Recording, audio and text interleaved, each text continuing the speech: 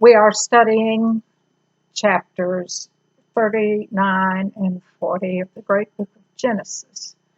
The last lesson was an interlude that is put right into the middle of the saga about Joseph in the house of Potiphar in Egypt.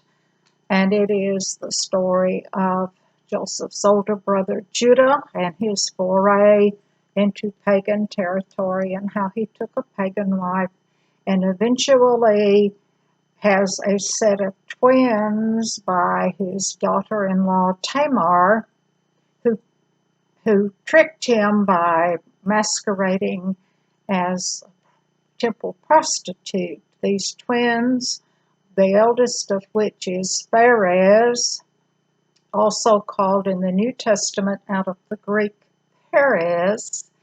He is listed in Luke 3, verse 33, as an ancestor of the Messiah.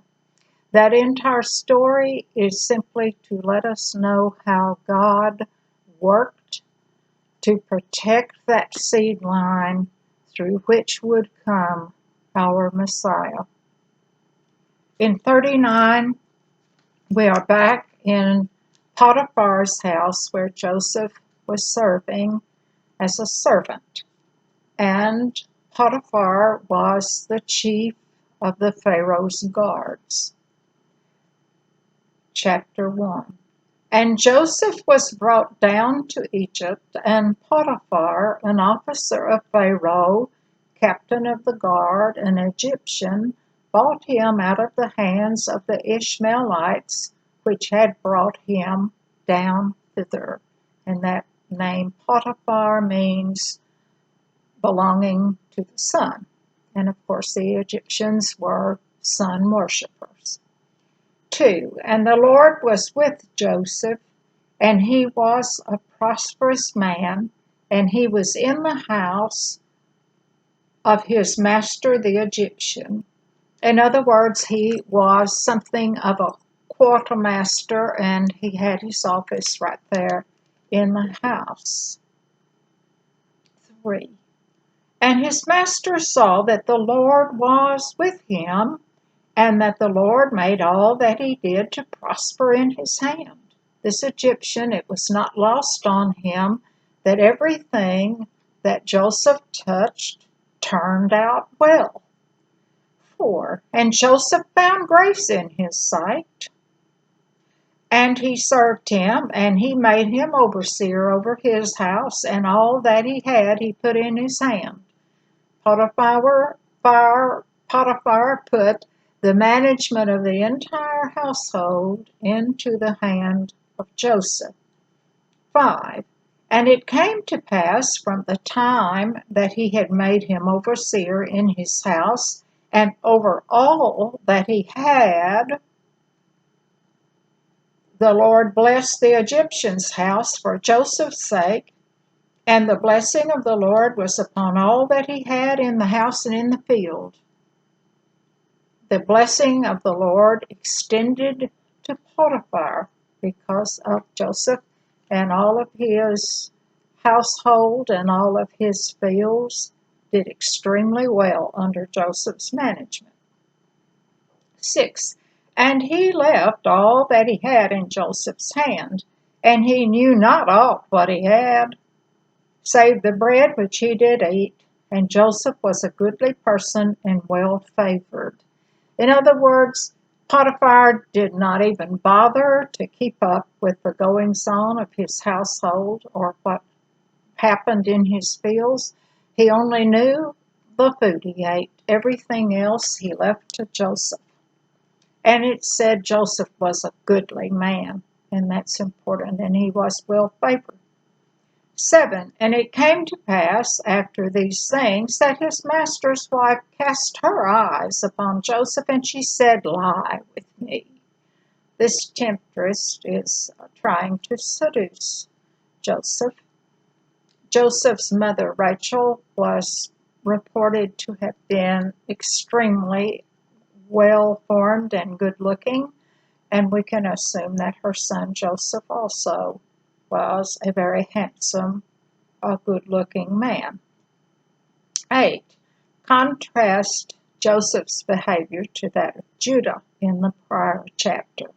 But he refused, and said unto his master's wife, Behold, my master wotteth not what is with me in the house, and he hath committed all he hath into my hand.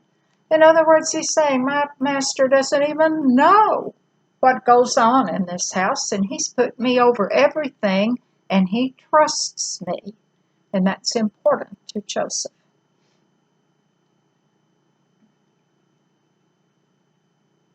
9.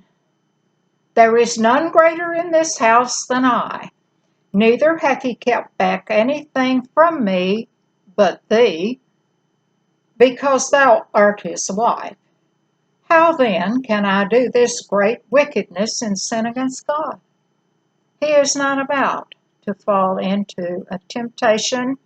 He sees any kind of an interlude here with Potiphar's wife as a sin against God. And he is not about to lose his alliance that he has with the great God Almighty, because he is under favor and blessing. 10. And it came to pass, as she spake to Joseph day by day, that he hearkened not unto her to lie with her by her or to be with her. He avoids her at all costs, but this goes on day after day after day after day that this woman tries to seduce Joseph. 11. And it came to pass about this time that Joseph went into the house to do his business, and there was none of the men of the house there within. He went inside to take care of things that he had to manage, and he happened to be there alone at that time. There were no other men in the house with him, and Potiphar's wife sees a great opportunity. 13. 12. And she caught him by his garment, saying, Lie with me. And he left his garment in her hand and fled and got him out. He ran, left his outer coat, and departed. 13. And it came to pass, when she saw that he had left his garment in her hand and was fled forth. Oh, now she's going to cook up a story. 14. That she called unto the men of her house and spake unto them, saying, See, he hath brought in a Hebrew unto us to mock us. He came in unto me to lie with me, and I cried with a loud voice. 15. And it came to pass, when he heard that I lifted up my voice and cried, that he left his garment with me and fled and got him out. 16. And she laid up his garment by her until his Lord came home. 17. And she spake unto him according to these words, saying, The Hebrew servant which thou hast brought unto us came into me to mock me. 18. And it came to pass, as I lifted up my voice and cried, that he left his garment with me and fled out. 19.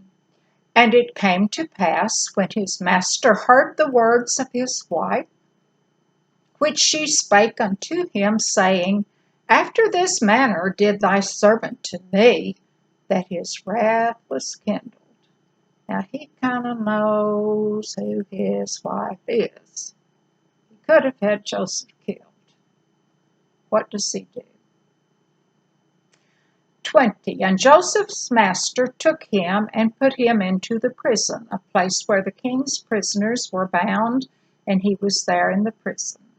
Now, Potiphar would have been over the prison, and it would have been something of a roundhouse, a tower. 21. But the Lord was with Joseph and showed him mercy and gave him favor in the sight of the keeper of the prison. 22. And the keeper of the prison committed to Joseph's hand all the prisoners that were in the prison, and whatsoever they did there, he was doer of it. He was running the entire prison.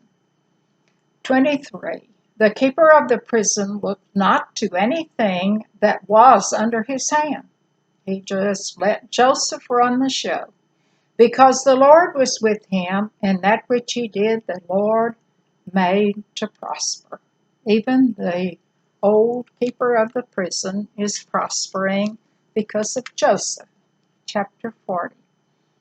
1. And it came to pass after these things that the butler of the king of Egypt and his baker had offended their lord the king of Egypt.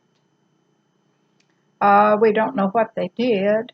One would have the job of tasting any liquid that would pass Pharaoh's lips, and the baker would have been over the royal bakery and over all the food, and would have been a taster to make sure that nothing contaminated or poison went to the king. 2.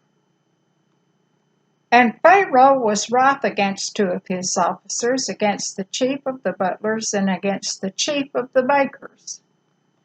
3. And he put them in ward in the house of the captain of the guard. Now that's Potiphar. So Potiphar's over that prison. Into the prison, the place where Joseph was bound. 4. And the captain of the guard charged Joseph with them, and he served them, and they served season and ward. 5. And they dreamed a dream, both of them, each man, his dream in one night, each man according to the interpretation of his dream, the butler and the baker of the king of Egypt, which were bound in the prison. 6. And Joseph came in unto them in the morning, and looked upon them, and behold, they were sad. 7. And he asked Pharaoh's officers that were with him in the ward of his Lord's house, saying, Wherefore look ye so sad today? 8. And they said unto him, We have dreamed a dream, and there is no interpreter of it. And Joseph said unto them, Do not interpretations belong to God? Tell me them, I pray you. 9. And the chief butler told his dream to Joseph, and said to him, In my dream, behold, a vine was set before me. 10. And in the vine were 3 branches, and it was as though it budded, and her blossoms sent forth, and the clusters thereof brought forth ripe grapes. A grapevine bloomed and fruited. 11. And Pharaoh's cup was in my hand, and I took the grapes and pressed them into Pharaoh's cup, and I gave the cup into Pharaoh's hand. 12. And Joseph said unto him, This is the interpretation of it. The 3 branches are 3 days. 13. Yet within 3 days shall Pharaoh lift up thine head and restore thee unto thy place. And thou shalt deliver Pharaoh's cup into his hand, after the former manner which thou wast his butler. In other words, you will go right back to the office of the royal taster, taking the cup to Pharaoh.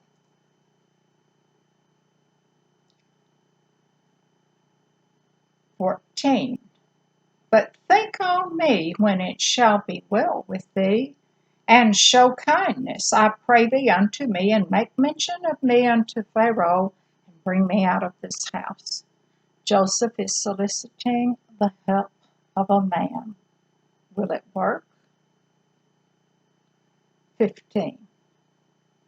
For indeed I was stolen away out of the land of the Hebrews, and here also have I done nothing that they should put me in the dungeon. 16. When the chief baker saw that the interpretation was good, he said unto Joseph, I also was in my dream, and behold, I had 3 white baskets on my head. Those would have been wicker baskets woven up out of some kind of leaves. And the basket would have been leaking because it had holes in it. 17. And in the uppermost basket there was all manner of baked meats for Pharaoh, and the birds did eat them out of the basket upon my head. Birds, symbolically almost always representing satanic work. 18. And Joseph answered and said, This is the interpretation thereof, the 3 baskets, the 3 days. 19. Yet within 3 days shall Pharaoh lift up thy head from off thee, and shall hang thee on a tree, and the birds shall eat thy flesh from off thee. Things are going out of the basket that belong to Pharaoh. We are beginning to see why Pharaoh was offended. Things were leaking out of Pharaoh's house. 20. And it came to pass the 3rd day, which was Pharaoh's birthday, that he made a feast unto all his servants, and he lifted up the head of the chief butler, of the chief baker among his servants, and he restored the chief butler unto his butlership again, and he gave the cup into Pharaoh's hand, exactly as Joseph had predicted. Now, did the cupbearer keep his part of the bargain? But he hanged the chief baker as Joseph had interpreted to them. Yet did not the chief butler remember Joseph, but forgot him. All turned out for well for him, and he forgot that request that Joseph made. Would he please do or say something to the Pharaoh which might release Joseph from the prison? The next chapter is rather long. I think I would like to look at that chapter and study it in one sitting rather than break it into parts. And it is a continuation of Pharaoh and Joseph. Joseph finally interacts personally with the Pharaoh in the next chapter. Genesis chapter 39 and 40.